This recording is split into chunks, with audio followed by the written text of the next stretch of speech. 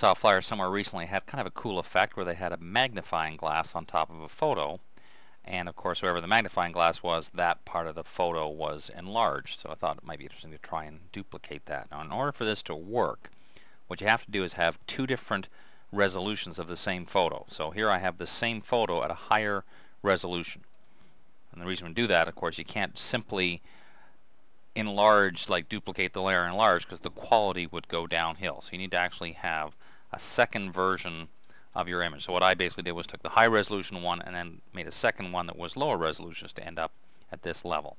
So here's what we're going to do. We're going to take this big one and drag it down below. So we have the original enlarged version and then our two magnifying glasses that are linked together. What I did was basically made the magnifying glass, cut a hole through, and then made a drop shadow, link them together just so they can move like this as if they were one. But what we need to do is try and make it so that the enlarged part is only visible inside this area. So first of all, I'm going to move this zebra down a little bit so it kind of looks better, and we'll see in a moment how we can make this exactly where we want. So all you simply do, it's very simple actually once you got to this point. Setting it up, finding a magnifying glass and so on is often the hard part.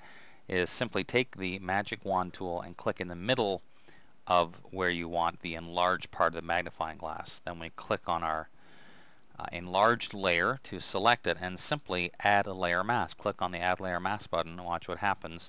Now only that part shows, so wherever we've clicked with the magnifying glass is the effect we want. Now it's a little off, so all we need to do is unlink the layer mask and the layer, so I can click back on the layer, take my move tool and reposition the head to kind of match up a little better with where it would actually be if it was enlarged.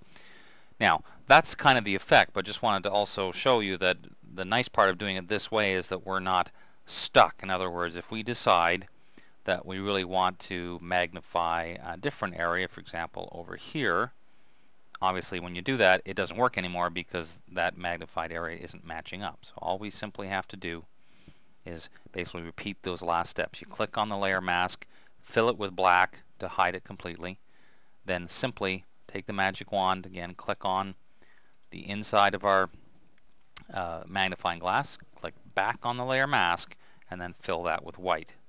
And again, as necessary, remember they're still unlinked, so I can click on the larger version of the zebra and kind of move it up and offset a little bit like you would if it was a quote real magnifying glass to get the effect we want.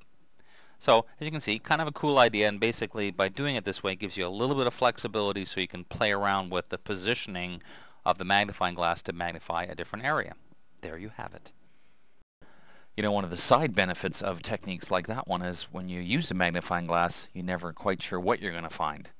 I'm Dave Cross. We'll see you next time.